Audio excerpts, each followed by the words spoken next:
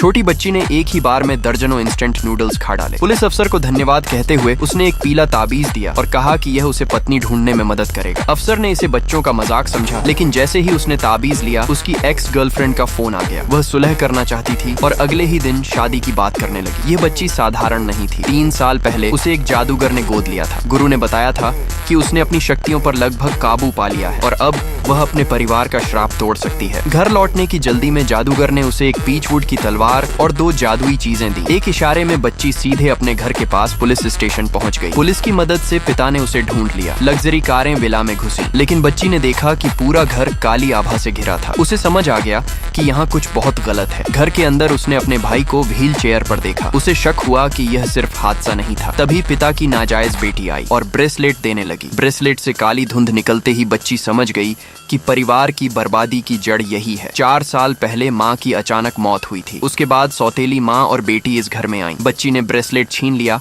और चुपचाप अपनी शक्ति से काली ऊर्जा दबा दी। रात में भाई बहन अकेले हुए तो सच्चाई सामने आई। बहन की तलाश में निकलते समय भाई की कार से छेड़छाड़ की गई थी। जांच में पता चला कि चाबियां नाजायज बेटी ने ली थीं, लेकिन पिता ने सच मानने से इनकार कर दिया। बच्ची ने कहा कि वह इस बार पूरे परिवार को बचाने आई है। उसने भाई के पैरों पर ताबीज रखा, मंत्र पढ़े और पीली रोशनी चमकी। भाई खड़ा हुआ, लेकिन अगले ही पल गिर पड़ा। ताबीज गायब हो चुका था। इलाज बेकार रहा।